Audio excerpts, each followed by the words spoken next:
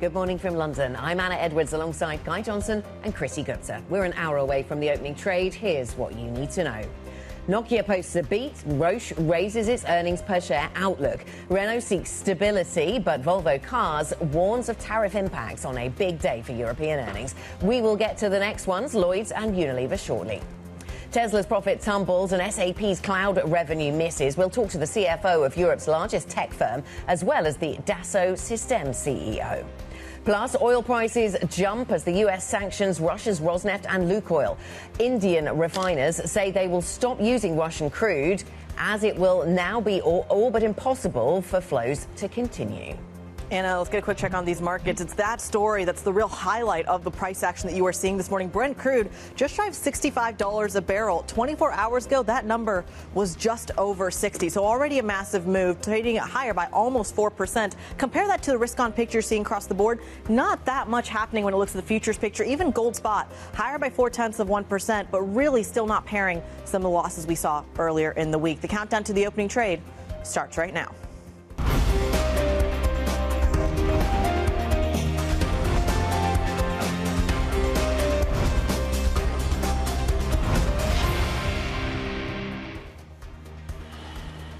Thursday the 23rd. It's going to be a busy one. I've got my glasses ready. There's a lot of reading going to be happening today. Macro and micro news to fold in. Kriti just brought you what's happening with the oil story. But there's a whole slew of corporate earnings which are telling us an awful lot about individual companies, but also about the wider picture that we are watching. Lloyds, the bank, out of the UK with numbers right now dropping onto our screens. Look, there's a whole bunch of things that are happening within these numbers, but the thing that stands out to me at the moment is that they now see the full-year return on tangible equity at around 12%. They saw about 13.5. We have a downgrade from Lloyds, it seems, this morning. The estimate was 12.9, so the estimate was already going to be lower, but it looks like they are lowering that number to around 12%, which is below where the estimates was. Remember, you've got to fold in the 800 million plus that they've just taken in provisioning around this motor financing story. Elsewhere, just in terms of the numbers, net interest margin 3.06, the estimate there 3.06. So the basic numbers are okay. It's the downgrade on return on tangible equity that I think will catch the market's eye this morning, Kriti. It's fascinating one in Lloyds. We also have one eye firmly on Unilever as well. Now, their sales are coming in. They're beating the analyst estimates, but it's when you look at the breakdown that gets kind of interesting here, because you will compare it to their several segments. Their beauty and well-being business, massive beat on the sales picture. Their home care business, massive beat on the sales picture. Where they are starting to underperform is the personal care piece. We're seeing sales at 4.1%. The estimate was about 4.5%. Ice cream as well, apparently not doing so well at Unilever. Maybe I need to up my purchases here. Underlying sales coming up at 3.7%. The estimate was almost 1% higher. So that's where the pain point seems to be. They're also talking about that the demerger preparatory work when it comes to the ice cream business remains on track. They're saying they're going to implement it in 2025. Their outlook unchanged for the full year. But I am curious to see how this is received when it comes to the opening trade. Can I just come back and just talk a bit about Lloyds as well, because there's an additional line which now catches my eye as well. Lloyds Q3 statutory pre-tax profit 1.17 versus an estimate of 1.45. So I think you're going to see something on the Lloyds story. What I haven't seen yet is the buybacks. We'll come back to that when we get it. Elsewhere in earnings, Anna's playing catch-up. I am playing catch-up, absolutely, with the autos and logistics space in focus. Let's start with the autos. Here we've got a sector that is trying to catch up with the politics to a certain degree, trying to make sense of the tariffs and the EV pivot. Of course, these long-running stories that we've covered a lot for the auto sector. Are they managing to turn a corner? Well, they're trying to. They have at least got a little bit of clarity. We heard that from Volvo Cars. They're talking about the US and the EU tariff deal being at least much-needed clarity, but they do talk about this being an increasingly challenging market. So you still get this sense of overall negativity, but maybe we're turning a corner. We recently in the summer saw a downgrade to expectations from Renault, but we didn't get that this morning, as if they're trying to draw a line in the sand. So maybe that's what that sector is trying to do this morning. In terms of macro signals, I'm looking at the logistics space and thinking that the signals there are not great. So Michelin cutting its 2026 guidance.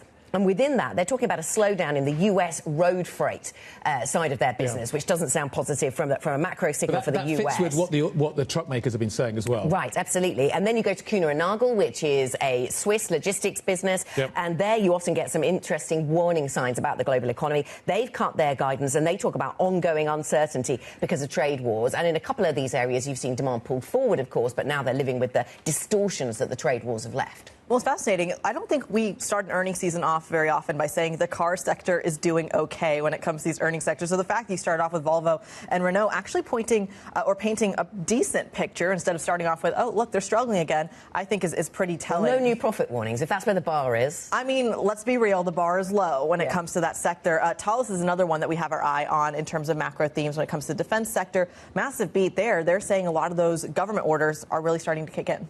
Yeah. It's going to be interesting. We're going to speak to Dassault Systems, and a big part of their business as well is now in defence. We'll see how that's performing versus an auto sector that has been struggling recently, which has also been a big part of their business on the industrial front. Can I... You can get from cars to tech, I think, via Tesla. Let's do that. I think they're just, on-the-road computers now, aren't they, anyway? They are. That's one definite way of looking at it. Tesla is struggling, though, and you can kind of understand why. Is it a car? It feels like a car company. This felt like a set of earnings that were delivered by a car company.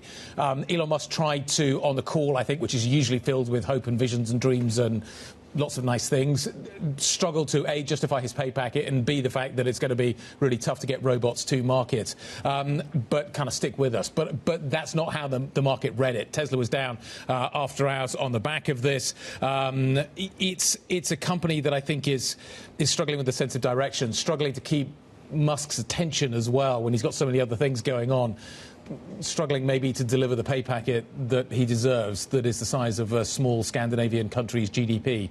So it is enormous in terms of what is happening there, but maybe the hope and vision is starting to fade a little bit. So that kind of sets us up for the tech narrative that we're in at the moment, which is, are we going to be able to see a delivery this time around from the tech sector? Are we going to be able to see this massive wave of investment being justified? So let's kind of work our way through it. Netflix hammered last night. Absolutely hammered. Texas Instruments hammered yesterday. So you're already starting to get a kind of sense that maybe actually tech is finding things a little bit tougher. Momentum names got absolutely battered yesterday in this market. Some of the nuclear trades, some of the infrastructure trades around what we saw yesterday with the momentum shift off that we saw in this market. You've also got the White House software story folding into all of this as well. It's a tough... Tech is a tough place to be. And then we come to Europe this morning.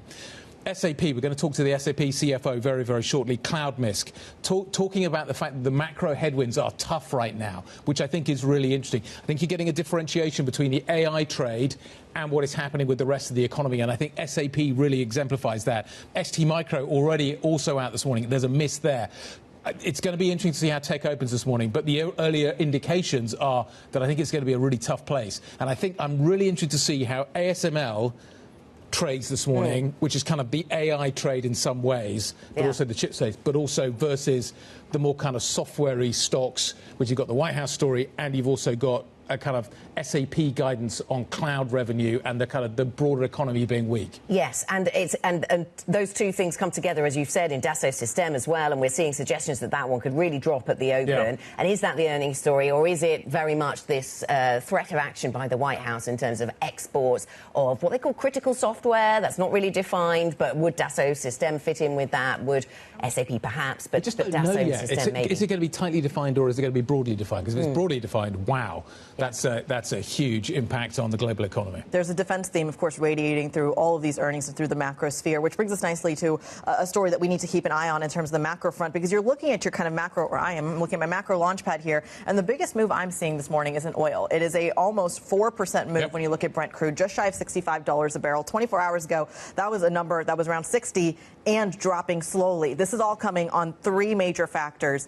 Last week, the UK had sanctioned Rosneft and Lukoil, the two major oil companies of Russia. The U.S. follows suit in the last 24 hours. Those comments coming from Scott Bessent, getting the stamp of approval from the President of the United States. And today, on top of that, the EU's 19th sanctions package actually kicks in. They voted on getting that through yesterday. It starts this morning. The LNG ban as well, which starts in 2027, that starts to get implemented or passed through today as well. In addition to that, again, laundry list of things that are moving oil to the upside. You now have reports that India's kind of oil refineries, and this is, of course, coming from the refinery makers, not the government of India itself, is talking about seeing fewer flows coming from Russia. That is a major key point. It could even be an olive branch when it comes to trade negotiations with the United States. Yeah, absolutely. It's going to be really interesting to see how this India story plays out, because there's been so much pressure on India from the Trump administration via the tariffs route. So many calls on India to stop buying Russian oil, because they didn't used to. They used to buy mostly from the Middle East.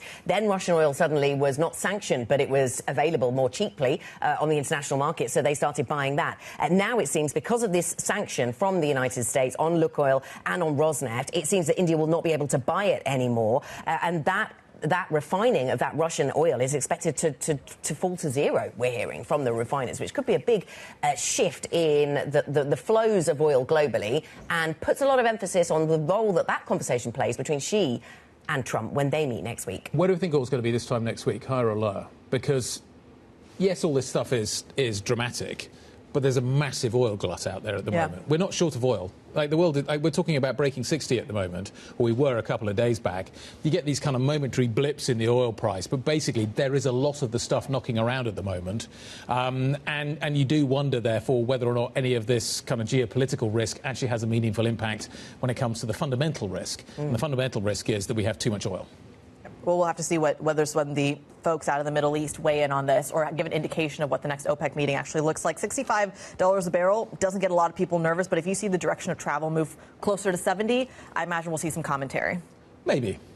Trump was also talking about the fact yesterday, when he was referencing this, that he still thinks that gas prices are going to remain quite cheap for Americans. So he doesn't see a massive risk out there at the moment, which is critical to him and the inflationary outlook. We've got some great guests lined up. We're going to talk a lot about all these corporate stories and what we've got coming up on the show. Basically, is going to fill you in on all the blanks. We've got the Dassault Systems CEO. We've got the CFO of SAP coming up very shortly. The DNB, the Norske Bank CEO, is going to be joining us. Those conversations are coming. Salman Ahmed, Fidelity's International Global Head of Macro and Strategic Asset Allocation, is going to be joining us. He is getting risk on. Jerry Fowler, UBS Investment Bank Head of Global Derivatives and European Equity Strategy. I'm interested in the derivatives story right now, and we'll get Jerry's take on that a little bit later on. It feels like that is the tail wagging the equity cash dog at the moment, if that's the right way of looking at it. Dogs and tails. Beautifully said. Absolutely. Let's talk about what else is coming up ahead. At 9 a.m. UK time, the EU leaders meeting will begin. Russia, of course, front and center on that agenda. At 1:30 p.m. UK time, though, we are starting to get a trickle of U.S. data. Remember, the government is still closed. We are in the fourth week of that government shutdown, but the state-level jobless claims will be hitting the wire. So for the folks who want to do that manual counting, that data coming in at 1:30 p.m. UK time. Followed just 90 minutes later by U.S. existing home sales, and then, of course, the earnings story after the bell. We were talking about this earlier. Intel, Ford as well is going to be hitting the Bloomberg wires. Bloomberg Television will have an exclusive interview with the CEO of Ford, Jim Farley, coming up at 9:20 p.m. London time. Guy. OK, what else do you need to know this, Thursday morning? This week. Wow. Gucci owner Kering reported third quarter sales that fell a little less than expected as demand in North America actually improved. Comparable revenue was down by 5%. Now, analysts had been expecting a drop of almost 9%, so 5% actually looks fairly good. Kering's ADRs jumped on the results. Remember, Kering has been hitting a few 52-week highs recently. Bloomberg has learned that Wizz Air is looking to defer around 100 Airbus aircraft deliveries into the next decade. The planes, which remember are narrow bodies, were due to be delivered between now and 2030, but Wizz wants to push them beyond that. The negotiations come as the carrier curtails its push into the Middle East and South Asia and tries to rein in costs. The company expects to have a fleet of around 500 aircraft by the fiscal year 2032, 2 years later than previously planned. Bloomberg has also learned the White House is considering export restrictions that could bar China from buying a swath of critical software. The US Treasury Secretary, Scott Bessent, says apparently everything is on the table, but that any export controls would likely be in coordination with G7 allies. The comments come ahead of an expected meeting between Presidents Trump and Xi. Coming up on the programme, Roche raises its forecast for this year. Even as its quarterly revenue fell, we bring you insights from all of today's earnings reports as we head toward the market open in around 45 minutes' time, of course. Plus, later in the show, we'll check on the oil majors at the open, as we've seen oil prices head a little higher as a result of this sanctions action by the White House. Up next, back to the markets with big tech seeming to stumble on earnings. If you have questions, if you want to get involved in these conversations, IB plus BBTV Go is the function on the Bloomberg terminal. This is Bloomberg.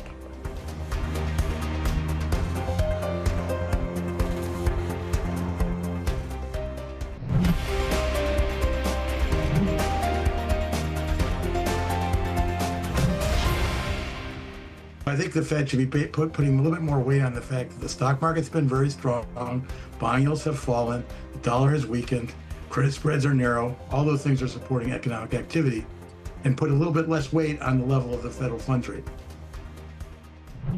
That's Bill Dudley, former New York Fed president and Bloomberg opinion columnist. Let's bring in Bloomberg's Valerie Teitel, who's been casting her eye over what's been a busy 24 hours for markets. Val. It has been a busy 24 hours for earnings, and for the lack of these momentum trades to want to extend. So there was some decent weakness in tech yesterday. The Nasdaq was down 1%. Those Netflix shares closed down 10% in the session yesterday after earnings. But the weak earnings really don't stop there. We got overnight a weak earnings report from Tesla. Their profits shrank even though they had a record sales number. Goes to show that this EV price war that Tesla is facing, they're not holding up to. They've also failed to give guidance, and I thought this was interesting off the back of the likes of General Motors warning they're seeing a sharp slowdown in EV sales through next year. So keep an eye on Tesla shares. They did close down nearly 4% after hours. We also got a weak earnings release from IBM, and this one was related to the AI trade. Their key cloud software unit called Red Hat saw a slowdown. So there's now some skepticism of whether IBM can capture this AI enthusiasm around cloud. So shares were down 6.5% as well. So momentum seems on a back foot for tech. It's also on a back foot for gold. We've now seen a decent two-day slide from record highs for the yellow metal, down 5.3% in the last three sessions. And Guy, there is some evidence that these EV inflows that have been so strong are now starting to turn around. Monday's outflows from gold ETFs was the weakest number since May. Yeah, the momentum trade.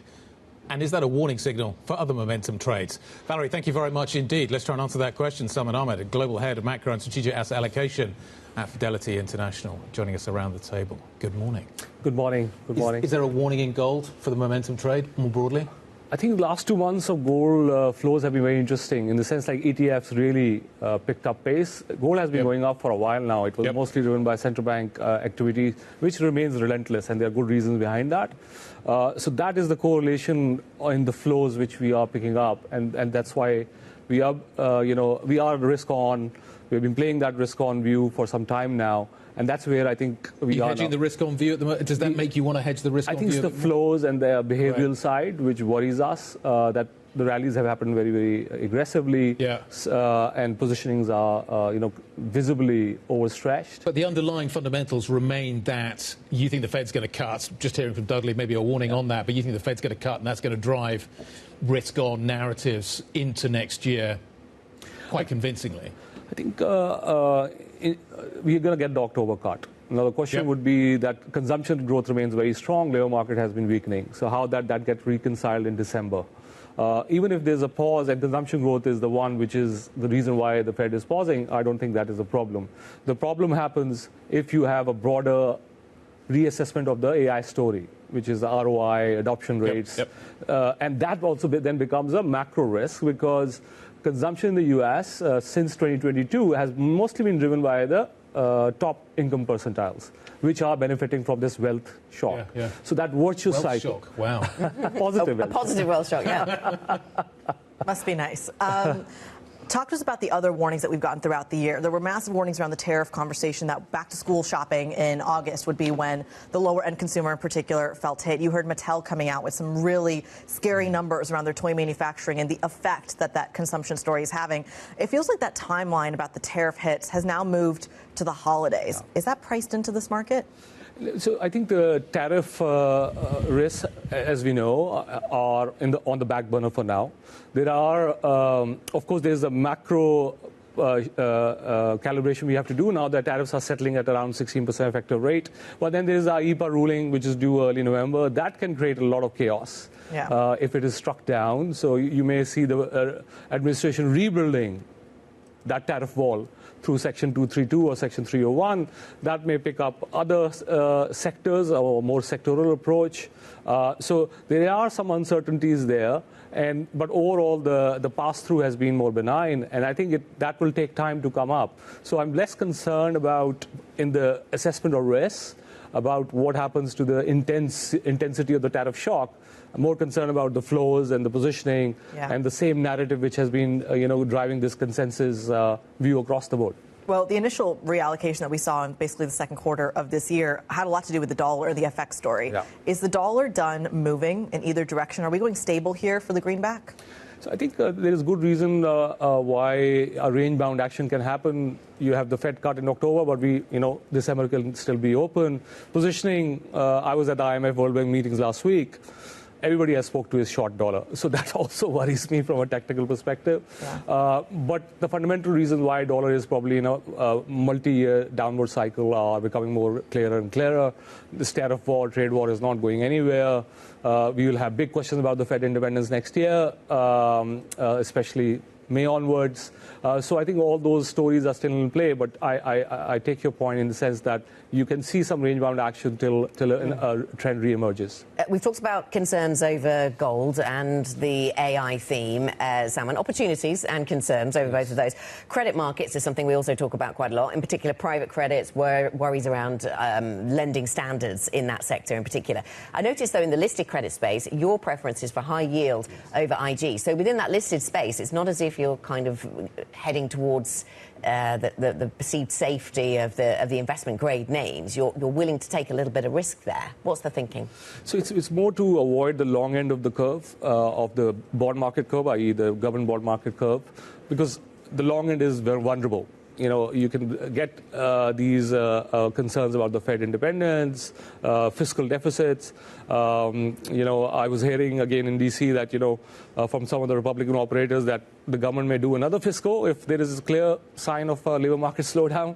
So that's all long-end stories, and this is something I think plays on our view when we assess IG. So we are basically playing a high yield on the intermediate short end right now. Okay, and on the government side then, I mean, how high are you concerned that yields could get? What would be a worrying level for long-end yields? I would say speed and level. The part of the curve we are concerned about is the 30-year part. So if there is a significant 25-30 basis point move over a few days, it will have to be an episodic kind of issue. Then that can become a problem. But overall, financial conditions are easy. Yield volatilities have also started to come down, but they are at very high sticky levels, relatively speaking, when you look at real rates.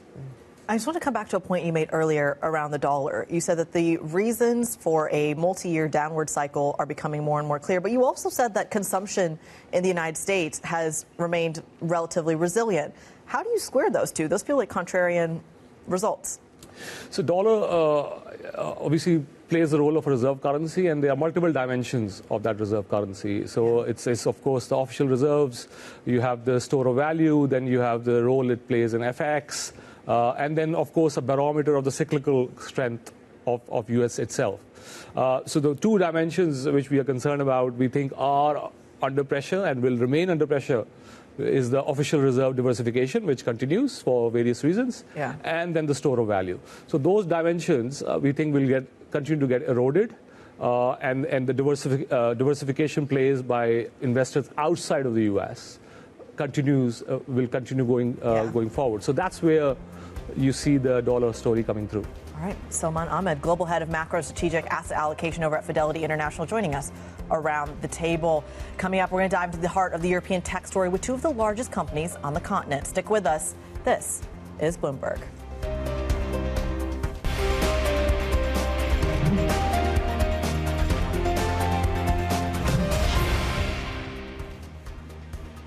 Good morning. Thursday morning, 30 minutes to the start of cash trading, the opening trade here in Europe. Let's talk a little bit about what the picture is looking like this morning, because actually, surprisingly, considering some of the turbulence we're seeing at a single stock level, futures are actually broadly positive. Now, we saw a pretty bad day yesterday for tech, so it's interesting that we are seeing a bounce back in Nasdaq Futures, but not a big one this morning. Euro Stoxx 50 up a little bit this morning, kind of holding its ground. It's kind of, are we seeing offsetting factors, single stock for single stock in this market, sector for sector? Clearly, crude is going to be a factor this morning. It is up. How long does this bounce last for, I think, is a critical question. If you are trying to fold it into your numbers for, say, a BP or a Shell or a Total, is this something that is actually going to be sustainable? How much do they move? How much of a knee-jerk reaction do we get around this story on crude this morning, which has continued higher in the European session, Kriti. Yeah, almost 4% move higher. It's massive, but the fact that we're not seeing it in the FTSE 100 futures, I think, is quite significant. In the bond market, though, a little bit of a sleepy day, not seeing too much action. It feels like the action is very much in the earnings story, Anna, despite maybe some of the geopolitical factors that we're watching. Yes, and let's talk about a story that brings both of those together, earnings and some of the geopolitics. So we've had numbers out of Dassault Systems this morning. They are talking about what they describe as a solid third quarter. The third quarter revenue, excluding FX effects, up by 5%. That is a little below the 6.4% that the market was perhaps looking for. But we also, to Kriti, your point, have these geopolitical developments around what the White House might or might not be planning to do with regard to the export of critical software from the United States. So let's bring into the conversation the Dassault Systems CEO, Pascal Deloz. Very nice to speak to you, Pascal. Thank you for coming in. So we're seeing some indications this morning that your shares might be under quite a bit of pressure at the start of trade. And I wonder your view on what that is about. Is that because there's a lot we don't know about what the White House is intending to do with software and exports to China? Or is it about the numbers and some of the transition that you're trying to bring about within the business? What do you think is happening here? So let's start with the export control. This topic is not new for us. As you know, we have a presence in China for more than 30 years. China is almost a little bit less than 10% of the total revenue of Dassault Systems, and we are serving very sensitive sector. So for a long time, we are dealing with these sensitive topics. The restriction is really coming from the code which has been developed in the US, and being a European company, you know, we have labs in Europe, but also in India, so we are really globalized in a way. Now, speaking about the numbers, I think, as you say, this quarter is a solid one because we have 5% top-line growth. More importantly, it's driven by the subscription, which is a reflection of the move to the SaaS business model. We have healthy margin. We improved by 100 basis points compared to last year. And at the end, we are delivering a 10% growth for the EPS. Yeah. OK, so there's lots to talk about there. No doubt we'll linger on the export control story in a moment. But I just want to linger on the financials then, if you think that's what the market is perhaps focused on. So this transition to software as a service, why is that something that the market is going to take quite negatively this morning? What is it that's not obvious perhaps at first glance at the numbers, but what is the market seeing here? I don't know if they are taking it negatively because, again, if you look at the recurrent part of the revenue right now for Dassault Systems is 84. So we are already, if you want, a large fraction of the revenue which is already recurrent. However, we are transitioning from an upfront license model to subscriptions, and that's what the cloud is about. And we have a large install base. We have almost 400,000 customers worldwide. So transitioning them is taking time, and this is what we do. Yeah. OK. I'm trying to understand all this and pull it all together. There is an expected large drop in the stock price this morning. I'm struggling to hear anything that you're telling me that is commensurate with the size of the drop in terms of the financial numbers this morning. Is that fair? Yeah. OK, so the numbers look all right. OK. Yes. OK. So I'm assuming that this must be a reaction to what we're hearing on the software side of things. Is that an overreaction? Because I'm also hearing from you you think probably yes. So if we see a big drop in the share price this morning, is that an overreaction? It is for sure against these restrictions the US is imposing. It's not new. Right. Remember, we are serving very sensitive domain like the aerospace and defense, you know it, yep. The nuclear, the pharma sectors. All those industries are sovereign industry, and all the nations right now, they are building their independence, if you want. So we know how to deal with this. OK. Let's come at this from a different angle. How much of your business is kind of AI and how much of it's not AI? Is it possible to kind of break it down that way? Yeah.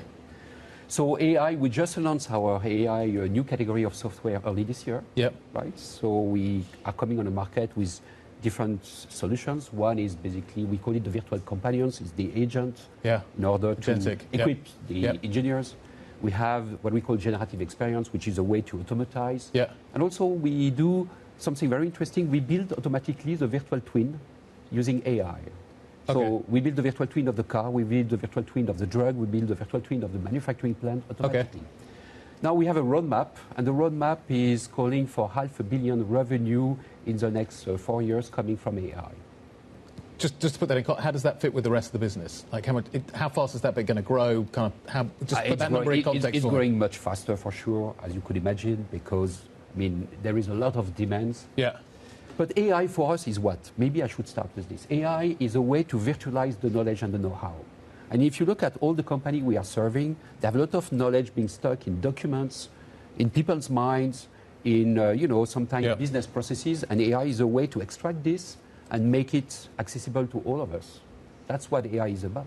Well, Pascal, there are a lot of companies in the world right now who are overlapping this kind of AI cloud transition with the defense theme. And a lot of them have massive exposure, not just to the United States, but to the U.S. government in particular. 40% of your revenue comes from the United States itself. One of the major themes we're seeing in some of your peers is that a prolonged U.S. government shutdown and the cuts that have been impacted or moving through the U.S. government is starting to hit defense contracts and cloud and all of the things that are getting, I would say, a lot of excitement and momentum from European governments. Walk us through how that's affecting your bottom line. You know, in the US, the largest sector for us are still the auto sector, aerospace as well, the pharma sectors, and the consumer goods and consumer packaged goods. So the dependency on the public services is quite limited for us. The defense space is representing roughly 2 to 3% of the revenue in the US. So again, I would not say we are immune for what is happening. We see it. In fact, it's basically putting more, let's say, it's taking more time to close the deals because with this uncertainty with certain authorities, taking more time. But how much more time? It's a question of, 1 quarter to another one. I mean, that's what we are talking about. Yeah. So that's the U.S. story. Let's bring it back to Europe then. Again, there's a big conversation in the defense and the tech theme that so much of this is dependent on governments in Europe that can balance their books, that can balance their budgets, and that can continue to fund the defense and, frankly, the tech infrastructure theme as well. Walk us through any concerns you may have on this side of the pond. The defense is growing well for us in Europe. It's growing 15% this quarter. And, for a long time, we are promoting the sovereign digital infrastructure for Europe, especially for this sector. So if you remember, we were one of the first starting to develop our own cloud more than 15 years ago. We control the entire stack from a technology standpoint. We have absolutely no dependency from external components. And this is critical for certain industry, and definitively the defense is one of them. Let me go back to the China story, if that's what we think the market is either getting right or wrong about the reporting overnight then, Pascal. You say that about 10% of your revenues come from China and slightly less. And then by your admission, they go to your business there is with quite sensitive sectors. So do you think the market is assuming that you might not be able to do business in China in the future? What would you say to that expectation? First of all, we are extremely diversified in China. So it's not only the large state-owned company we are serving, but also what we call the mainstream. And we have, if I remember well, something like 50,000 customers in China. So it's growing nicely. So the diversification is one of the answers. Second thing, we are also serving many domains which are not subject to restrictions. Like industrial equipment, for example, is one of them. The auto sector as well. So clearly, we are relatively balanced. And again, I'm repeating myself, but this topic is not new for us. So we know how to handle it. Pascal, a pleasure to have you, as always. Thank you so much for your time and joining us here in London. We certainly appreciate it. Pascal Deleuze, CEO of Dassault Systems, joining us. Let's go to another major tech theme, another major earnings theme that we are watching this morning. SAP, of course, has also reported their cloud revenue services missing those numbers, the tune of 5.29 billion euros. The estimate there was 5.33 billion, so it's a tiny miss there. And we should talk about the fact that the ADRs in yesterday's session did take quite the hit. We are now joined by SAP CFO Dominik Asam on the program this morning. Dominik, a pleasure to have you. Thank you so much for your time. Can you just walk us through some of the numbers that are coming from your earnings report? We're looking here at a lot of what we just had a conversation with the Dassault Systems CEO about as well. Things like tariff disruptions, U.S. government shutdowns. How much of that is impacting your bottom line? Yeah, first of all, I want to say that I'm really pleased that our numbers didn't come as any surprise, because if I look at the market open this morning, we are really literally flat, virtually flat towards what the market closed yesterday at in Frankfurt. This is based on a very strong set of numbers, which we believe evidences the strong market share gains we are printing. We have been growing by 27% in constant currencies, both on cloud revenues and maybe even more importantly on the so-called current cloud backlog, which is the forward-looking subscription revenue, contractually committed subscription revenue, which gives us visibility in the future. And then because of the strong performance we have been achieving, we could also specify that while we were reaching our initial outlook range on cloud revenues towards the lower end, we will actually come out at the higher end of our operating profit margin. So, and we were able to raise the free cash flow target for this year by virtue of that. Well, Dominic, even if it is a blip on the marginal numbers, and of course we are still 20 minutes away from the European Open, we'll see how that is received when those actual shares start trading.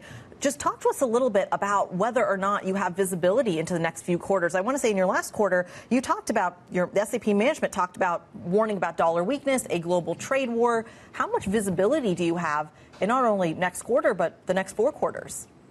Yeah, what you say is right, that basically in the first half of the year, we had some elongated sales cycles leading to some slippages. Frankly, also in Q3, a lot of the deals came in at the very last innings of the quarter.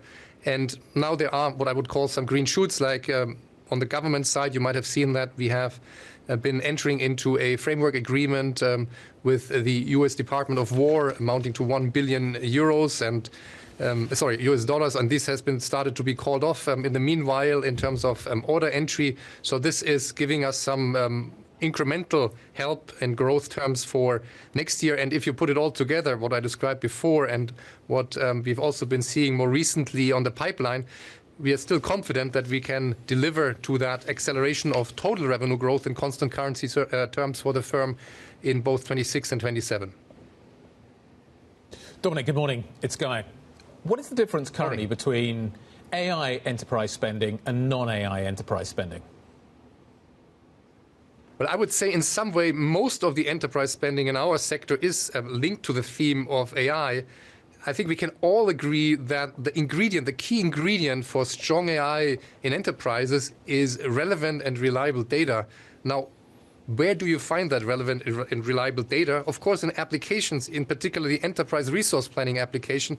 So a lion's share of all these projects is all around how to prepare for spinning the flywheel on AI. We do that in our own shop. This is also the source of our outperformance on the bottom line. And our customers want to do the same. And I think while in the early innings of this year, there was still a little bit of a wait-and-see attitude. Now people say this is the new normal. They've kind of acclimatized to the geopolitical uncertainty and now thinking, how can we roll up the sleeves? How can we benefit from this AI journey to make our enterprises more competitive? And we benefit big time from that. Okay. So what I'm wondering is when it comes to cloud, excuse me, when it comes to cloud sales, what is going on? Because there's clearly some uncertainty in terms of corporates' willingness to spend at the moment. And I'm wondering if there's a kind of theme there that you can tell us about that talks to the idea that the AI story is really solid. You just laid out some of the kind of the reasoning behind that. But elsewhere, corporates, I'm trying to understand if there's a macro read coming out of the enterprise spend, where money's coming from, which companies are spending, how they're spending. Can you tell us something a little bit about that?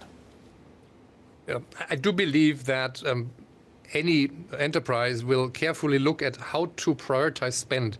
We call it capital allocation. Right. And they look for projects to give them fast payback periods, high returns. And I think with everything we see on AI, with productivity gains from these tools amounting to, I'd say, even 10x over a year, as opposed to the prior digital productivity gains, which were more, according to Moore's law, 2x over 1.5 years, there is more excitement about what we can get out of these tools. And you see that then in the spend allocation, that they favor maybe these type of projects more than some other projects with longer payment cycles or longer payback cycle like M&A or capacity expansion. So that's why we are still very solid in terms of the trajectory.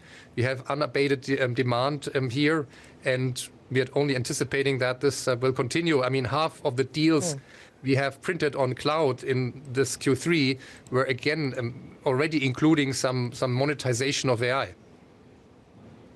OK, so AI is part of this cloud story that you are selling at the moment, Dominic. Good morning.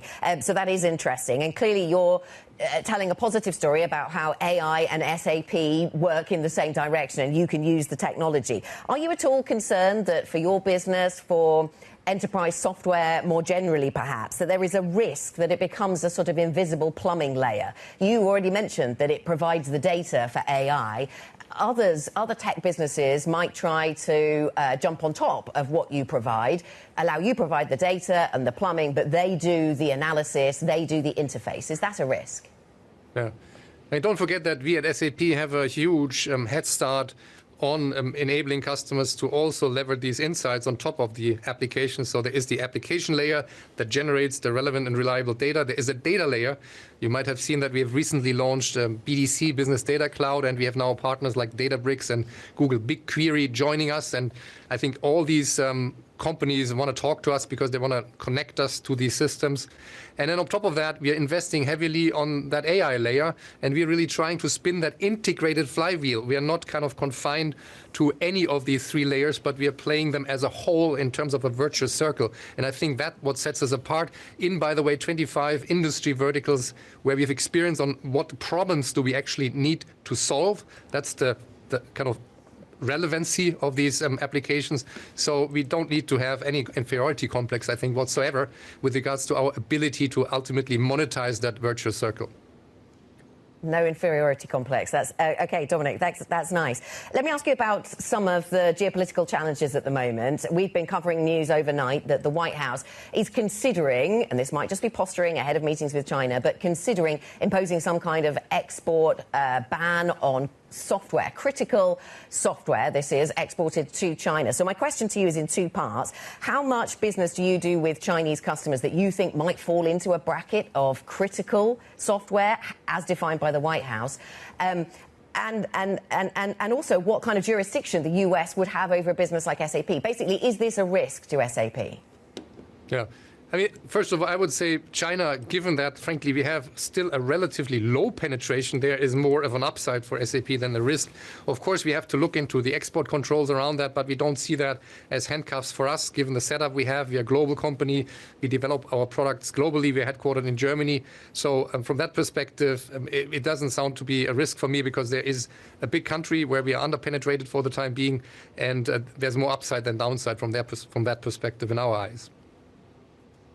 Dominic, we're going to watch that space very carefully. Thank you for your time this morning. Dominic Assan, the SAP CFO, on the earnings we've seen out this morning. The earnings season is definitely in full swing. The CEO of Volvo Cars, though, feeling very positive.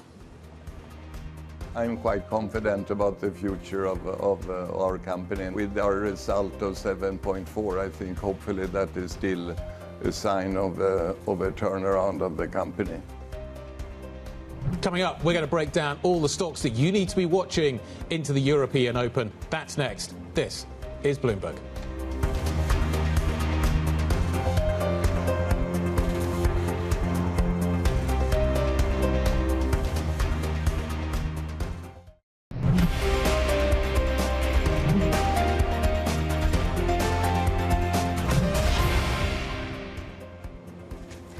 Welcome back. It is 7:52 here in London. The futures picture looks fairly flat, actually. We've got a lot of news happening at the macro level, at the geopolitical level, and indeed at the stock level with a lot of earnings. Let's just get to some news for you.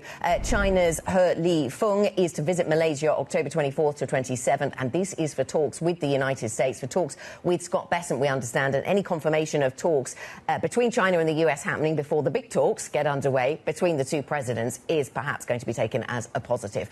Let us get to some of the individual stock news stories. Chloe Melly has a rundown. Chloe. Good morning, Anna. Let's keep an eye on oil stocks today, which could definitely be on the move after the US announced sanctions on Russia's biggest oil producers. So Trump's plan is to ramp up pressure on Putin and try to get him to come to the negotiating table and negotiate an end to the war in Ukraine. This is quite an interesting U-turn for Trump's approach to Russia and could potentially open the door to more sanctions down the line. So let's see how those oil stocks across Europe react to this news this morning. We've already seen Asian oil producing stocks move higher on the back of that. So let's keep an eye on what that means for Europe at the open today. Moving on to luxury, and Kering's turnaround seems to be definitely underway. So sales fell by much less than expected in the third quarter, and that was the first set of results under the new CEO. We could see a boost in the shares this morning. We can see, of course, that Kering has already been outperforming that broader luxury index on the hopes that Luca De Meo, the new CEO, would be able to lead Kering to recovery. And some analysts are saying that this rebound is most definitely on the cards, and that a return to growth could happen as soon as early 2026. So we could see a positive morning for Kering today. And finally, there were loads of earnings to choose from today, but I've decided to focus on Roche in the pharmaceutical space. It upgraded its earnings guidance thanks to really strong demand for autoimmune drugs and cancer drugs. Roche has actually been upgrading its portfolio quite dramatically and making loads of deals to try and avoid a massive loss in revenue from the rise of cheaper copycat drugs in the next few years. So we could see potentially that earnings boost really giving that lift in the shares this morning. The third quarter revenue did miss estimates, so there's a little bit of good news and bad news this morning for Roche. Chloe, thank you very much. Our equities reporter, Chloe Melly. So we have a lot happening, a lot of those individual earnings stories, as Chloe was just talking about, but also the oil price much higher this morning, up by more than 3%. That could be something that, as she says, puts some upward pressure on some of the oil majors, at least in the short term. Software will certainly be in focus. Software companies here in Europe, to what extent or not will they get caught up in any news flow around export controls from the United States? We'll also be watching, of course, any developments out of China as we go through the morning. Coming up, we'll bring you the market open. Futures are pretty mixed this morning. This is Bloomberg.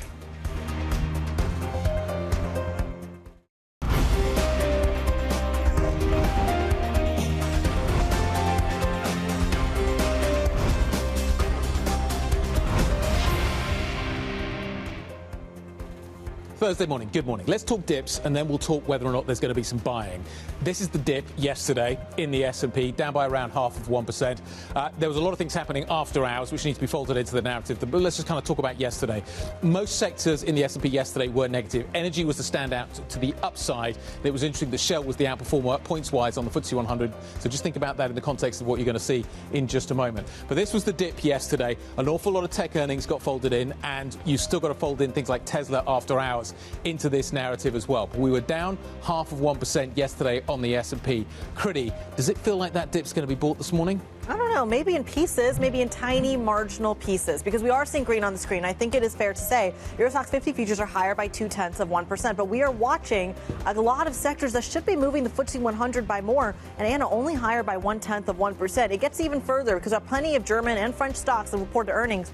DAX futures virtually unchanged. Yeah, let's get to some of the individual stocks and those sectors that could be on the move then, Kriti. And we'll start with Dassault Systems in the French market. We spoke to the CEO, trying to give reassuring commentary about the ability of the business to handle any export controls from the United States should they come to pass, and about the earnings. We'll see how that goes down the market. Kering is in focus. This business then under the leadership of a new CEO, and there have been high expectation even running into these markets. Well, that didn't seem to be disappointed last night because the ADRs jumped by 8.5% over in the US session. So we look for some upside on those Kering numbers. Even when things were bad, they weren't as bad as had been expected. Oil stocks certainly in focus. We're up by over 3%. Brent is up by over 3% this morning on the back of the latest sanctions news out of the White House, Guy. Saw a big move in Shell yesterday. Biggest points addition to the FTSE 100. Just keep that in mind when you look at the numbers this morning. Right, here we go. Let's talk about the market open this morning. There's a macro top-down story that you need to fold in. There's a definite bottom-up single stock narrative that you're going to have to think about as well. Does one offset the other? It's going to be interesting to see how the single stocks all perform. You're going to see some big moves today, but are they going to offset each other one way or the other? We're going to watch out and see whether or not that is the case. Cautious start to the market this morning. Look, the FTSE 100 is barely budging. I think that kind of offsetting story is going to be evidenced really across many of these markets this morning. The IBEX is down by just 0.1%. Again, kind of a lot of stock stories that needed to be folded in. It could take a while for the CAC to open up this morning. It's going to be interesting to see how Dassault Systems opens up as well. You've got a space story that you need to fold in. You've got an aviation story around Wizz this morning, which is worth talking about as well. The DAX looks like it could take some time as well. It's going to be interesting to see how SAP opens. We were hearing from the CFO. He thinks we're actually going to open fairly close to where we closed yesterday. Indications are that maybe we're going to see a slide of maybe 1-2% on that stock, but we'll wait and see. The SMI could take a little while to open as well this morning. You've got Roche to fold into its numbers too, and we'll see exactly how that trades. So this morning, at the moment, index level, net, nothing to see here. But remember that we saw a move yesterday to the downside. It's not being filled quite this morning, which is interesting in itself as well. So the IBEX is now down by 0.3%. So today's, I don't think about the index level. It's going to be about sectors and single stocks. So let's find out what's happening there with Kriti. I mean, tech and oil, those are the trades that are really moving this market to the upside, at least when you look at the stock 600. And this is really fascinating. Those are two sectors that don't necessarily move together on a mixed day. And you can see that on your screen here when you look at the breakdown. I mean, SAP and ASML are driving things pretty interestingly. SAP was a miss, ultimately. They were still talking about some macro factors affecting their bottom line. We had the CFO on just a few moments ago, and yet their stock is up 2%. But to me, I think it is the oil story that is really catching my eye. Shell, Total, BP, you name it, you find an energy company and it is up. And remember, Shell, of course, has a major LNG trading business, and Total is also a very crucial one when it comes to importing LNG from the United States. That's going to be a crucial piece to watch. So the energy space is by far and away the best performing sector, up by nearly 2% this morning. So that is certainly one of the big impacts on these markets. And we remember Europe's weightings towards energy in certain places, and that will have a big impact. It's interesting to me how a number of stocks we've been covering this morning are still halted and not moving, probably quite a lot of volume trying to get through. So the likes of Nokia, there's a story. We had heard earnings and a positive earnings story from that business, I recall. Roche is also halted. Dassault Systems, we were talking to the CEO, anticipating something of a drop in the Dassault Systems share price this morning, and that one is also halted. So we are waiting to get the verdict, I suppose. The surprise to me this morning is SAP. SAP, we'll wait for all that to open, but SAP, the calls were down 1% and 2% on the numbers that I was looking at. The stock has actually performed much better than that. The CFO clearly knows things that I don't know. And he said that in the interview, he basically came out and said, yeah, we think the stock's going to kind of open. In the nicest possible way. Yeah, you guys are wrong. So. You guys are wrong. It's going to open just fine. And actually, he was maybe underplaying the narrative. SAP up by 1.88%. So, yeah, got that one right. Shell is the second kind of biggest points gainer. It was up yesterday on a 2-day basis. It's gapped higher this morning. It's up by nearly 4%. So Shell is definitely moving on the back of what is happening with the oil story. Total's in the mix there. Nokia's just opened. It's up by 10%. Yes. This morning. So it is moving aggressively. Roche has now opened. It's down by 2%. And in fact, the whole of the pharma space looks like it is weak this morning. Shall I tell you one of the, I was going to say words, but it's an acronym, in the headline around Nokia is AI, if that gives you any suggestion as to what's happening here. Nokia profit surges past estimates as AI and cloud demand grow. So that's moving in the right direction after long periods where geopolitics was interfering in the ability of these businesses to sell some of their infrastructure. Kering's up really substantially as well this morning. And this is a stock that's hit a series of 52-week highs recently. Yeah. And it's up another 6% this morning on the back of the earnings that have been delivered. Nice performance. Lots of individual micro stories to keep an eye on. Let's get a little bit more analysis when we look at the big picture. Jerry Fowler joins us around the table, head of European equity strategy and global derivative strategy teams over at UBS Investment Bank. Lovely to see you. Thank you for coming. Talk to us about this magic phrase, artificial intelligence. In an environment where we're talking about momentum selling off, whether it's in the commodities market, whether it's in the tech market, whether it's in just, the Russell 2000, for example, what do you do with artificial intelligence in an environment where momentum might be a bad word? So momentum is coming through in a variety of ways. Obviously, there are the companies that are directly involved in creating AI, and then there are those that are enabling it. But to some extent, the profit streams of various companies are either coming now, soon, or much, much later.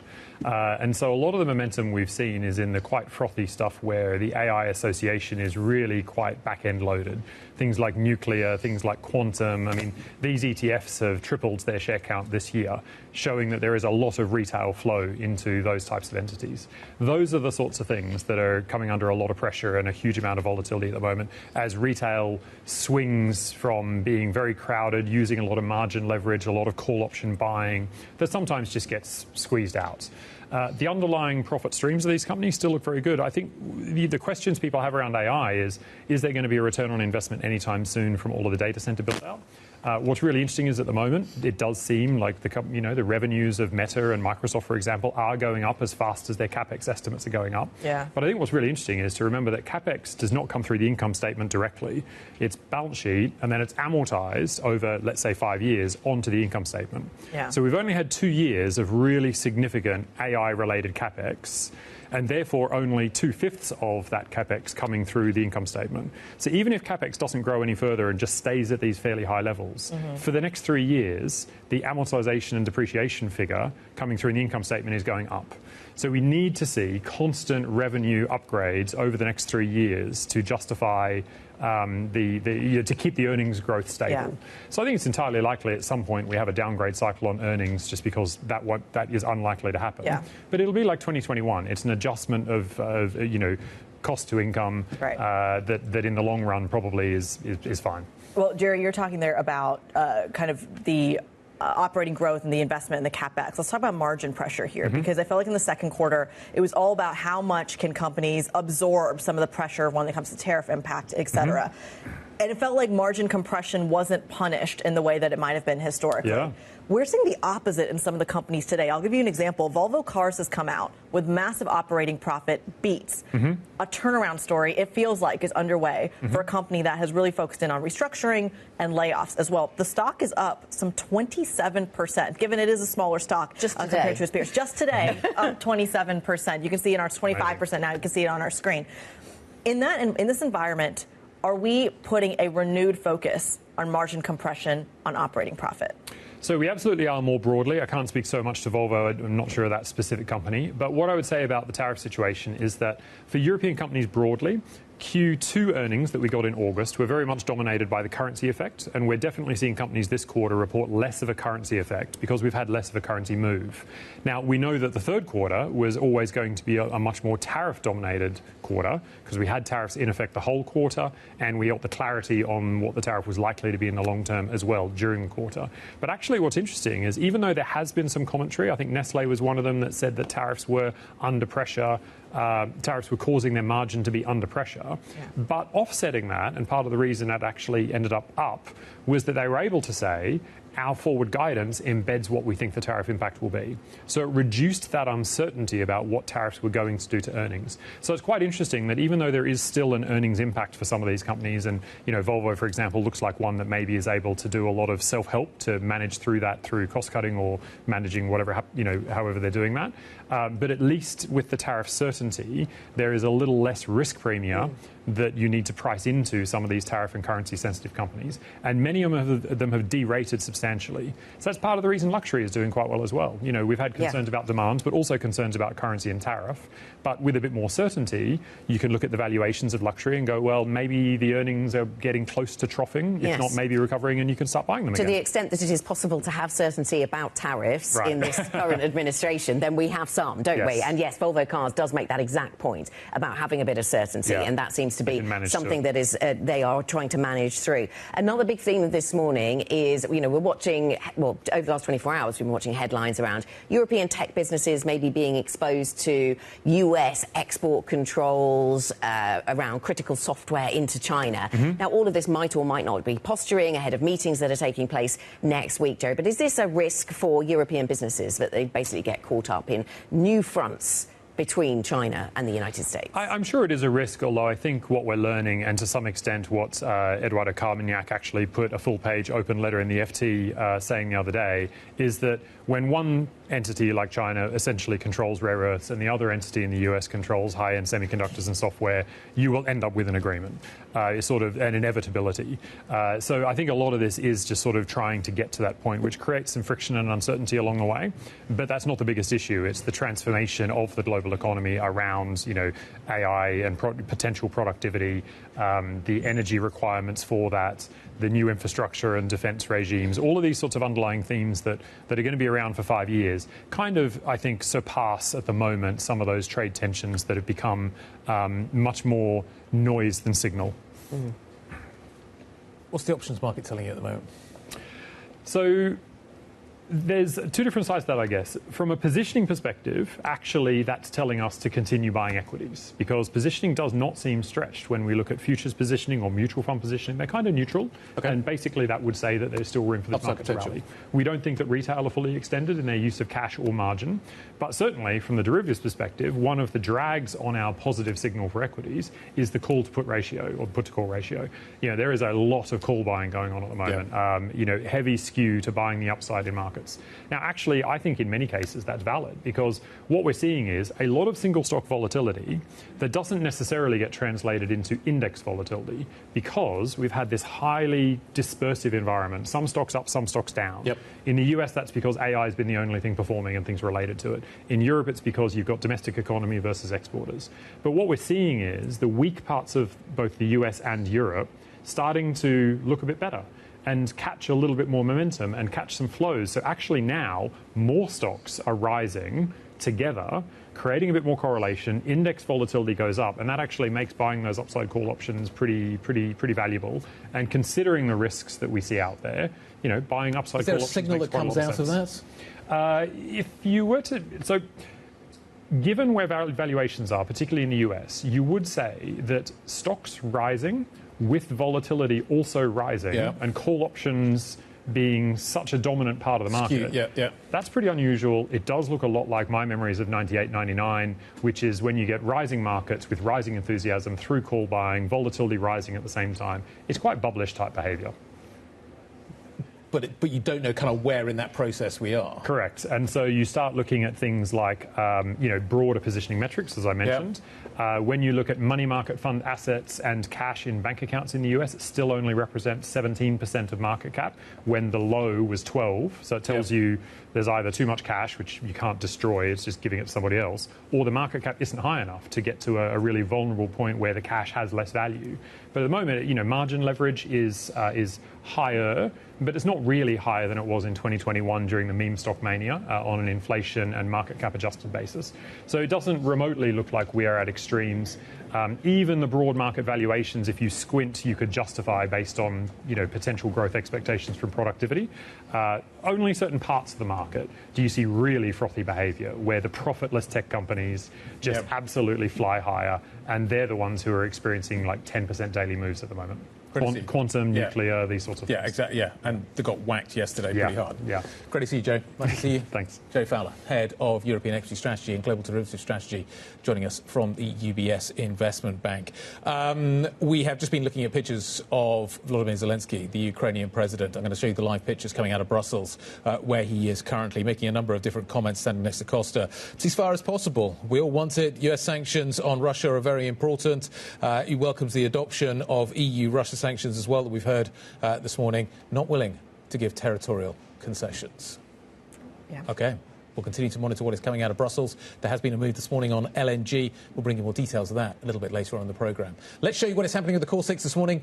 What is going on at a single stock level? There's some really interesting moves happening out there. It's interesting, less of a defensive bias in the market this morning, which is fascinating. Nestle and Novo, both soft this morning. The stocks picture in luxury is being boosted. Kering is up and up sharply. Defence stocks are actually on the front foot. And what is interesting as well is some of the tech stocks are moving higher too. In some ways, maybe some of the moves we weren't expecting this morning. But that luxury move in Kering is big. So let's get some more details and start there with Chloe Mellet. Good morning, guys. So, yeah, Kering is up 7% this morning after reporting sales that were less weak than expected in the third quarter. And this really shows that the recovery in Kering and in Gucci, its biggest brand, is underway. And for investors, it shows that the hopes that they had placed in the new CEO, Luca de Meo, might be paying off as well. Some analysts are expecting that the return to growth could happen as soon as early 2026. So that's something to be looking out for. But in the meantime, we are seeing this huge boost for Kering this morning on the back of those better than expected sales. Moving on to oil companies that are also in the green this morning. Across the board, we're seeing higher moves in BP, Shell, Total and Eni after Trump announced new sanctions on Russia's oil producers. Trump is trying to get Putin to come to the negotiating table and negotiate the end to the war in Ukraine. This is quite a reversal in his approach to Russia, and this is really driving those shares higher. We'd already seen Asian producers moving higher, and we're seeing the same today in Europe. Moving on to ST Micro, the chip maker is down this morning by quite a bit. We're down almost 4% after its guidance for sales missed estimates, which shows that maybe the progress in the recovery in that chip sector is not progressing as well as expected. This follows Well, we had from Texas Instruments earlier this week saying that there was weakness in the industrial and automotive chip sector, and this seems to be also impacting ST Micro, and we are down quite a bit this morning on the back of that. Moving on to another name in that semiconductor sector, but on the equipment side. So BE Semiconductor Industries makes equipment for semiconductors, and it is higher this morning after reporting profit that beat estimates, and that is thanks to really strong AI-related demand. So we're seeing different end markets there, creating those different stories. And finally, Sodexo, the caterer, is down quite a lot this morning. We're down 8.5% because its guidance missed estimates by quite a lot, significantly missed estimates, and that is because of continued weakness, structural weakness in its US market. And so this is really driving down the shares for that caterer this morning. Chloe, thank you. Chloe Melly from our equities team. Coming up on the programme, we have so much news this morning and a lot of movement on some of these individual stocks and sectors. So we'll get to some of that, certainly with the auto space. Auto earnings coming through. Volvo Cars soaring at the open on third quarter earnings beats. We'll talk about that and other autos themes shortly. This is Bloomberg.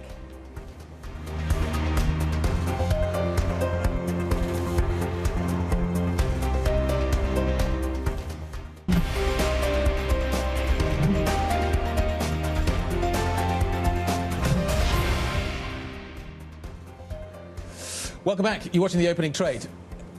The index levels tell you nothing this morning about what is going on below the surface, because below the surface there's some massive moves happening in terms of single stock stories. Some not moving much this morning. We'll talk about Lloyds in a moment. It's down by 0.2%. But staying in London, Shell's moving a lot.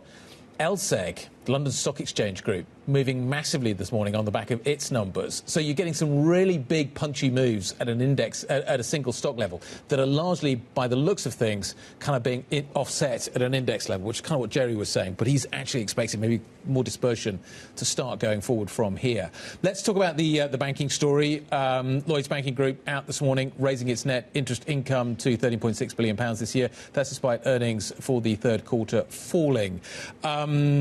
It's interesting in terms of what it's seeing in terms of the outlook, and it has seen a cut this morning in terms of its return on tangible equity. So let's get a kind of sense of what is happening here. Tom Metcalf leads our EMEA coverage, finance coverage. Takeaways from Lloyds?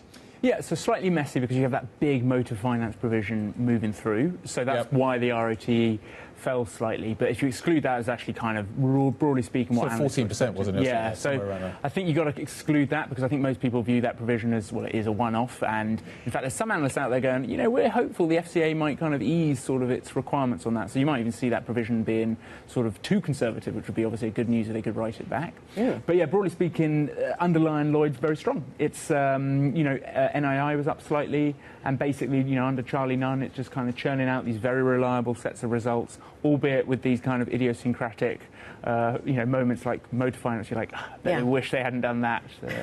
I thought we were going to get to the point around now, Tom, where we knew everything there was to know about motor finance and the penalties. But it feels as if, is there still more to discover then? This could still turn. There could still be other numbers.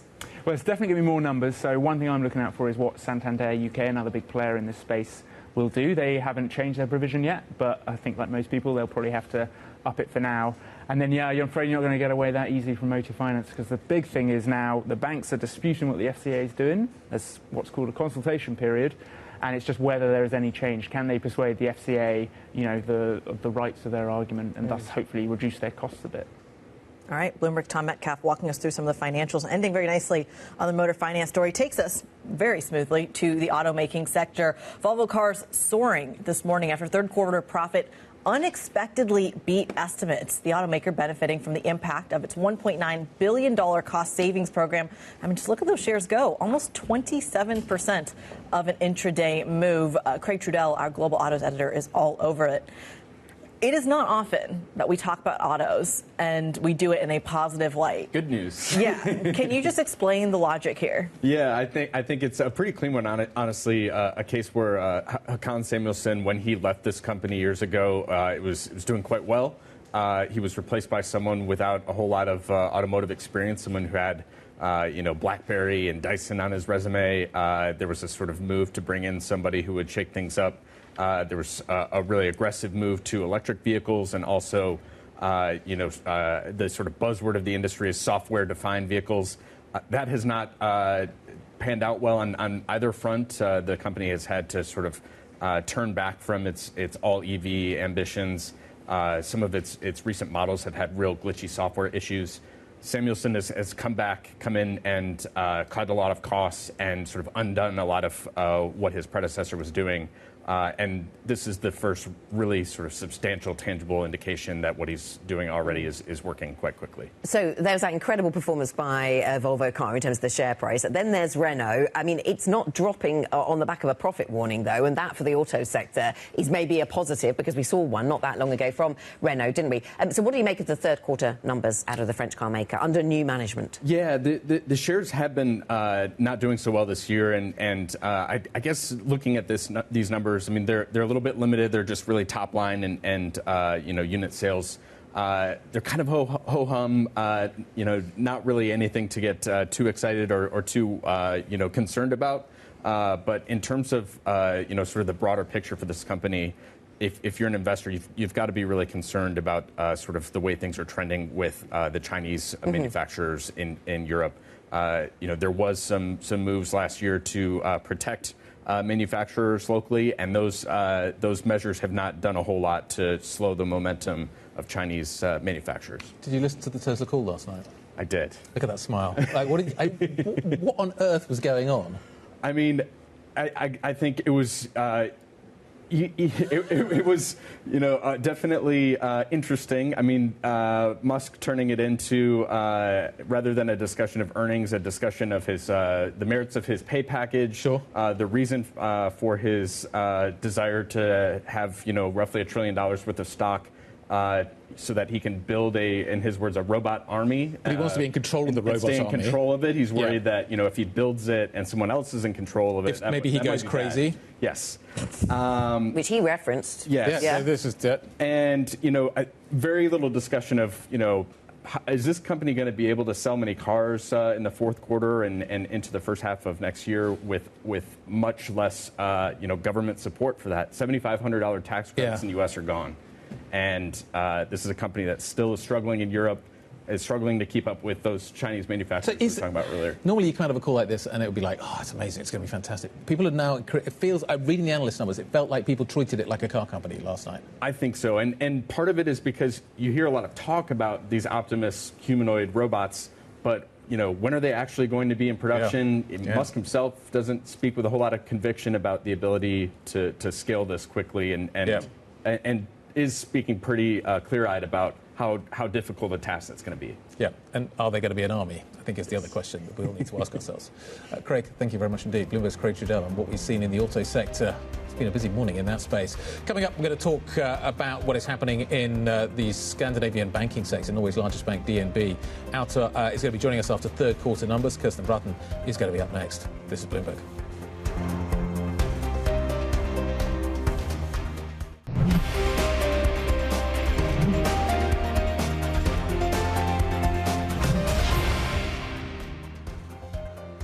Welcome back to the opening trade. About 30 minutes into today's session, seeing some green on the screen everywhere but Germany. I think this is interesting here because your outperformer this morning is actually the French index, higher by 0.3%. But there are a couple of individual sectors that you really want to keep an eye on. Oil, for me, is really the driver. You have a couple of others. SAP, for example, missed the earnings numbers. But again, their shares are positive. So what's driving this DAX underperformance? Maybe, Guy, you have the answers. Well, at an index level, actually, I don't think there's much of a story this morning because everything is kind of offsetting the kind of the gains and the losses are being offset by each other. And you can kind of see that. I know this doesn't take account of weightings, but you got 300 up and 280 down on the stock 600. That looks pretty balanced to me. Volumes ticking high, which is interesting, which actually tells you the market's reasonably engaged with all of these earnings and what is going on. So there's a little bit of churn kind of happening. So there is some volume going through the market, which is interesting too. Gainers, Kriti was mentioning Shell. It's up by 2.24%. Had a decent move yesterday, so factor that into your thinking as well. LSEG Group, one of the big movers of the FTSE 100 this morning, out with its numbers. Market likes what it has to hear there. Remember, this is a data company largely, and you've got to bear that in mind when you think about what its earnings are looking like. Nokia is up by 10% this morning. As we were mentioning earlier, AI, two magic words, definitely working for Nokia this morning. So those are the gain. That's what's kind of moving the market to the upside, but it's balanced on the other side by some fairly substantial losses that we're seeing. Look at Roche, massive heavyweight out of Switzerland, down by 2.6%. Dassault Systems, we talked to the CEO a little bit earlier on. What are we seeing in terms of the software story and the concerns around what's coming out of the White House, what is happening with the earnings? I think I didn't get a clear sense from that conversation about which one was going to be moving the share price, but the share price is definitely moving, down by 15%. Siemens is down by 0.9% But the point here is that we've got a whole bunch of gainers and we've got a whole bunch of losers. They're meeting in the middle and the market's not moving as a result of that. Anna. Let's have a look at some of the other big picture stories then, Guy, as the markets do as you describe. What are the big stories that we're following this morning? The Trump administration has announced sanctions on Russia's biggest oil producers, including Rosneft and Lukoil. The move sent oil upwards and marks a U-turn for President Trump, who had held off on major sanctions on Moscow. Indian refiners say their Russian flows will plunge to near zero due to the measures. This as the European Union adopts a new package of sanctions that will ban Russian LNG imports from 2027. More on that a little bit later on this hour. Volvo car shares surging this morning after reporting better than expected profit in the third quarter. That's as the automaker benefits from its $1.9 billion cost-saving program. Operating income rose well above analyst projections. The earnings before interest and tax margin also improved in the period. And SAP offered a mixed forecast for 2025 as executives said the firm's sales momentum will continue in the fourth quarter in the face of economic challenges. Shares they're now down by 1.9%. Guy. So do I chalk that up as a win versus the CFO? I don't know. We'll take that. He told me a little bit earlier on we were going to open flat, but actually the shares went higher and now they've come lower. I think we'll call that a draw. Let's talk about what is happening in the banking sector. DNB shares on the move. Net interest income and fees missing numbers. The numbers were out yesterday. What you're looking at here is a two-day chart. So you're getting a little bit of a tick higher this morning. Stock's up by around 0.9%, but it doesn't compensate for the gap low we saw first thing yesterday morning after the numbers. So net interest income apparently disappointed. Fees disappointed. Remember, rates coming lower, so you can kind of understand the NI story. That's a factor into the thinking here. Let's talk about what is going on, though, at Norway's largest bank. Its CEO is in London this morning, Kjerstin Braathen. Good morning. Nice to see you. Is that an overreaction in terms of the numbers we saw yesterday? Well, I think we've increasingly seen volatility around the day when the results are published. Okay. We think our results are pretty good. We have a return on equity of 15.8%, decent growth in several of the business areas, but expectations are even higher. But I think the important thing for us is that there is a positive backdrop in the economy. And the economy this year is expected to grow by 1.8%. Inflation is coming down now at 3%, wage growth in the area of 4.8%. So people are seeing a growth in their disposable income, which means that consumption is expected to grow. And growth, we're talking about growth that is triple what it was last year. So how do you make that work for you? Well, being the largest bank in the market, obviously, both the growth in itself and also the inflation and nominal growth in wages is a positive driver for our business.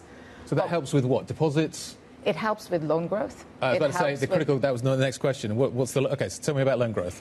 Well, loan growth, 0.3% in mortgages this quarter. Look at 12 months, 2.7%, which is a good number for us in a market that is very competitive. We target to grow 3 to 4% per year in lending, and we target for our fees to grow more than 9% a year. Okay. So we target a higher growth of capital light income. And of course, the acquisition that we did of Carnegie, establishing the leading investment bank in the Nordics, is an important part of that ambition. Yeah, Kjerstin, can I pick up on that? Good morning. The fees conversation, we've had this conversation in the past, the purchase of Carnegie, and that's supposed to add more fees to the mix of the types of revenues that you bring in. Was there a little disappointment around fees yesterday? So some of the analysts talking about how the fees weren't as high as maybe some had anticipated. What should we understand about the rate at which the fees will grow? Certainly, I mean, by reactions, you can see that expectations for fees were higher. Still, I think it's fair to point out that we had a 29% growth in fees compared to last year, obviously driven by the acquisition of Carnegie, but also a record high number of assets under management. Now, which parts were strong in this quarter particularly? I would highlight ECM, I would highlight DCM, in particular investment grade. And then it was a softer quarter for us in M&A, as one example. That tends to vary more from quarter to quarter. More than judging from one quarter, I think it's important to highlight the strength of the platform, where we have been leading in 3 of the 4 largest stock IPOs this year. We were a global coordinator on Verisure, which was the largest IPO in Europe for the past 3 years, the largest in Sweden in 25 years. And on equity research, as an example, we are the number 1 in 16 out of 21 sectors. So it's a tremendously strong brand and that rates with a high performance. So I think that platform for growth is maybe more important than just the recent quarter. You mentioned one of the drivers there as being debt capital markets, and thinking about debt takes me onto credit and private credit, the boom we're seeing in private credit, and some people's fears about that. And you can tell me if this is typical of the Norwegian experience or whether Norway is very far removed from these trends. But, for example, here, the Bank of England governor has been increasingly vocal about this concern and saying we're slicing and dicing debt like it's the pre-financial crisis. Do you worry about that kind of thing happening in the markets that you're active in? Well, I think what we're seeing in private credit is something that was wanted after the financial crisis. The regulators wanted to move debt out of the banking market into more other type instruments and players, and this is what we've been seeing. And I think at the rate that this is growing now, they are right to pay attention to it, to look at it in the perspective of financial stability. Now, we see this mostly in the US, we see it somewhat more in the Europe and slightly less in Norway, but we still come across this in transactions that we are competing for. And sometimes we lose to private credit, sometimes we have customers wanting to refinance a debt that they have with. And you have to be careful not to drop your lending standards, I suppose. Well, that's the dynamics of the market, that we always need to be mindful both on profitability and also on structure. And right now there is a lot of capital in the market, so there is a pressure on both. Kjerstin, you talked a little bit about your IPO experience as well. I really want to pick your brain on this because DNB obviously operates in the Swedish market quite substantially. We have a graphic that's made up of some Bloomberg reporting that suggested the top IPO markets. The UK is no longer part of the top 20, but Sweden is very much in number 7 in that number. Just from a big picture perspective, what is Sweden doing right that maybe the UK can learn from when it comes to the capital markets? Give us your diagnosis, give us your prescription. I think they've been very successful in building an ecosystem around their capital markets for years, driven by a market with ample private capital and also private equity. And they have facilitated for companies also of a smaller size to get listed and have attractive liquidity in their shares. So they do stand out as the market that has listed more companies in the past 10 years than what is it, France, Germany, Netherlands and Spain altogether. So one additional thing that I would mention is how they've been driving retail savings and investments and the public sort of commitment and engagement into the market, probably the most active market in Europe. This is usually what we see in the US. And this was the start of this was driven by pension reforms done, I think now closer to 20 years ago, where they are making people aware of the value of their pensions, incentivizing them to save their money wisely, not only put them in bank accounts, but also engage into the markets. And of course, this is then again also driving liquidity and becoming a very important part of that whole ecosystem. Well, let's marry those two concepts, the public and the private, if we can, because you also work with plenty of private equity firms, EQT as just to name one, among others. And one of the big concerns in the private markets right now is this the environment to explore IPOs, to explore public debt issuance when we're looking for deal exits, or to kind of keep it within the private market sphere? And I think that's where some of those private credit concerns are coming from. Your take on just the global environment when it comes to M&A, capital fundraisers, and of course, when it comes to deal exits for a lot of these private firms? Well, I think it's well known that a lot of private equity has been sitting longer in their companies, and they've been struggling to find exits. And now markets are really opening. We're seeing that in Sweden as one example, and we are expecting a lot of activity in the coming month and years. I mean, they operate by windows, these markets, so let's see. But I think our expectancy is for them to pursue typically dual tracks, to consider both a public alternative as well as a private alternative. Some of them are repackaging parts of their companies and selling off to different categories of investors to be able to liquidate with other investors who want to exit the funds. But we had a high expectancy for activity this year, which was pushed a bit out due to all the noise around trade and tariffs. We've been curious to see as when the markets are coming back, and it really looks like that's happening as of now. That's going to ultimately stick. And I feel like, Guy, that's one of the concerns that you've heard in all the private credit spaces and the private equity spaces, that ultimately, if the IPO markets aren't as juicy as perhaps you're seeing in New York, do you then ultimately go to credit? Do you go to the private markets that aren't as transparent, aren't as liquid? And that seems to be what's driving the momentum and the risk. Do we start to see that sort of unwinding a little bit next year, though? That is the key question here in Europe. Do those IPO numbers start to pick up? Kjerstin Braathen, DNB CEO. Thank you very much indeed for joining us. Lovely to see you in London. Coming up, we're going to put some pressure on Putin, apparently. That's the message coming out of the EU. Oil surging after the US announces sanctions on Russia's biggest producers. You've also got an LNG story this morning out of Europe. Oil stocks are higher. Oil is higher. Does it stick? That's the question we're going to ask next. This is Bloomberg.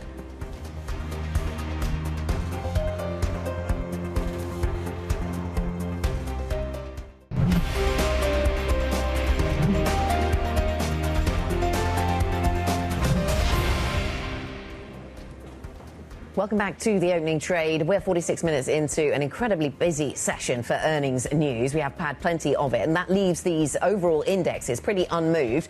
We have a bit of downside coming through on the German market this morning, but elsewhere a little bit of upside, in particular over in Paris, where Kering and the luxury space is all the rage, it would seem. Let's talk about what's going on in oil markets. Brent has jumped past $64 after the US slapped sanctions on Russia's largest oil producers. That's Rosneft and Lukoil.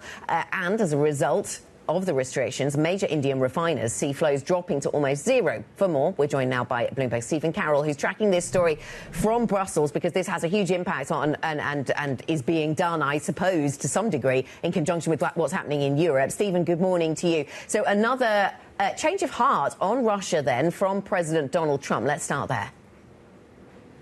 Yeah, certainly adding to the pressure on Vladimir Putin, and a significant change in the dynamics for Russian oil exporters, because, of course, what the US is doing is catching up with what the EU has been doing for some time in targeting Russian oil producers. The two companies that have been affected by this, Rosneft and Lukoil, make up around half of Russia's oil exports. So they are the key companies at the heart of this. Their revenues also make up a quarter of Russia's federal budget as well. So this is a move designed to hit a key part of what's funding Russia's war economy. Now, these sanctions are due to come into place from next month, so there is still some time for perhaps negotiations or changes that could be made to it by now, but we're already seeing the interpretation from markets of how this is going to play out in terms of supplies, and it's particularly going to hit the likes of India that you mentioned, one of the major countries, the second biggest, in fact, buyer of Russian oil at the moment.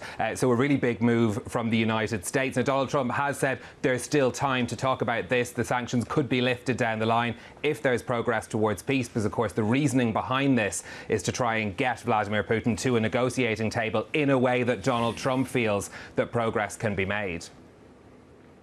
Well, Stephen, what's so interesting about this, especially, and we should mention, we are also getting comments from the Chinese authorities who are already frowning on the sanctions that are coming from the United States and from the EU as well. They're making some public comments. What's so interesting about this is that the U.S. has been trying to twist India's arm for quite some time, and it took the sanctions on Rosneft to actually potentially see some action in that direction. Can you just explain why this is different than the previous rounds we've seen under both the Trump and Biden administrations? Well, look, it's targeting the companies that are selling to the likes of India as well. And we've already heard from refiners, our own sources speaking to Bloomberg, saying that they see these sanctions as having the effect of reducing flows to almost zero. So that would mean the 36% of India's oil supplies that they're buying from Russia at the moment could drop out in a very short period of time. And that's going to lead to a scramble of India looking for supplies from elsewhere. Now, India has been ramping up how much of Russian oil that it buys since the beginning of the war in Ukraine, as it became cheaper and more available to them. So it used to not play such a large part in the country's energy mix. They used to buy more from the Middle East, and the question will be whether or not they will turn back now to those Middle East producers to try and make up the shortfall from what will be, it looks like, the turning off the taps almost completely of Russian oil into India. Interesting timing, though, for this to happen as well in terms of where oil prices are. I mean, we're looking at them before the jump today at around a 5-month low. So there is, I suppose, a position as OPEC Plus has been ramping up production for India to be able to at least buy oil from somewhere else that they may not be able to get from Russia now. Yeah, it certainly feels like a big squeeze in the oil market this morning. Let's talk about what is happening with the EU side of things. You're in Brussels. What are we looking at there? So the 19 sanctions package against Russia was formally adopted this morning by European countries. So this will also target some elements of the energy sector that haven't already been sanctioned by the European Union, so tightening up transaction bans against some of the big Russian oil companies. Also measures targeting more than 100 vessels involved in the shadow fleet that's been transporting Russian oil around the world. There's also provisions in this to sanction Russian liquefied natural gas from the start of 2027. There's already a deal that was agreed by energy ministers earlier this week to phase out natural gas by 2027 as well. So that's going to be another change in what has already been a pretty dramatic move away from Russian energy supplies for Europeans as well. But we have also heard from the Ukrainian President Volodymyr Zelensky, who is attending that meeting of EU leaders here in Brussels this morning. He's welcomed these two sanction packages together. He was asked whether he felt it would make a difference. He said, "We will see, but it is an important signal to not only Russia, but also to other countries that are buying Russian products as well, and perhaps that they'll want to join in on the sanctions efforts, as he sees that as being key to bringing this war to a conclusion." On the question of talks, because he was asked about that as well, he says they're open to ceasefire talks as well, but it would need to see what the arrangement or the setting for that would be as well. Of course, he's also waiting to hear about the question over Tomahawk missiles. We've been watching that very closely as well, whether the United States would be allowing Ukraine to use those missiles, and that, he said, is a sensitive subject. But given that we've seen movement on something like sanctions, he's continuing to hope that there could be some movement from the US on that front as well. Stephen, thanks for the update. Really appreciate it. Stephen Carroll joining us out of Brussels. Let's talk about what we're going to get for the rest of the day. Stephen's just been saying EU leaders are meeting.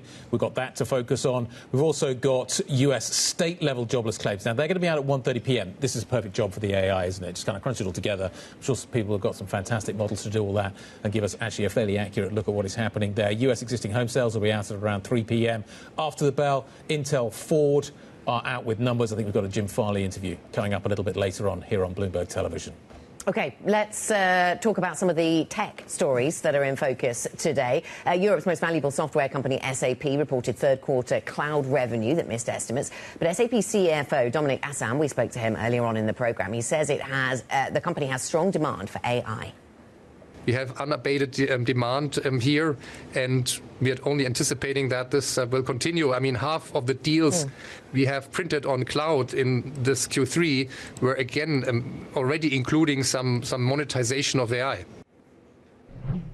For more on the tech space, we're joined by Matt Bloxham, analyst with Bloomberg Intelligence. So what do you make of the SAP's earnings story? We had some great conversations about big picture, stepping back, AI, the threats, the opportunities in that space. But in terms of the in-the-moment numbers that they've reported, how it's gone down with the market and the volatility it's created. Yeah, I mean, obviously a slight miss on the revenue, but we're talking less than 1%. And, yeah, they slightly trimmed down the full-year revenue guidance. But again, probably around 1% or so. So really kind of negligible issues. And they talked about a cloud order backlog, which is essentially pretty much in line with what the market was looking for.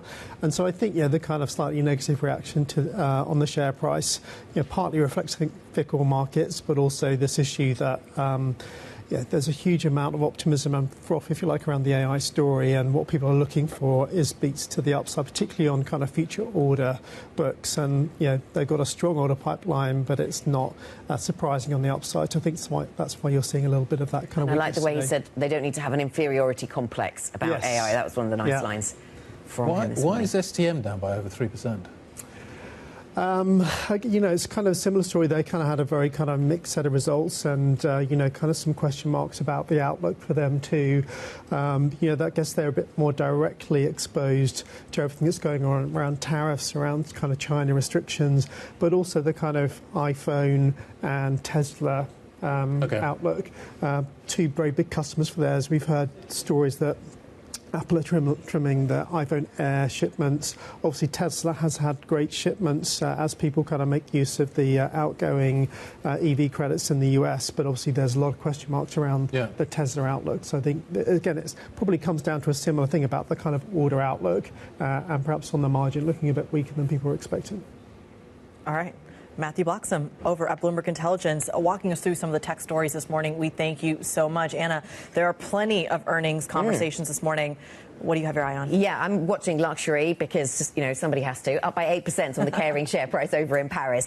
Sales coming in, the sales drop was less than expected. And that, if you can't work out all those words, that's better than anticipated. So half of the profits of this business come from Gucci. And at Gucci, at YSL, at Bottega Veneta, they all saw better than expected numbers. Even if those numbers weren't moving in the right direction, they were a pleasant surprise for markets in terms of the drops we saw. So the ADRs were up strongly, and as we see, the stock is up strongly here in Europe. Kriti, you've got your eye on what's going on with oil. I do. I mean, I'm fascinated by the conversations in Brussels and Washington this morning, and arguably New Delhi as well. They are all together driving up a lot of the energy stocks that we're seeing, and those are together moving up the entire index of both the Stock 600 and the FTSE 100 as well. But I mean, just take a look at these moves here. BP, Shell, Total, even Eni.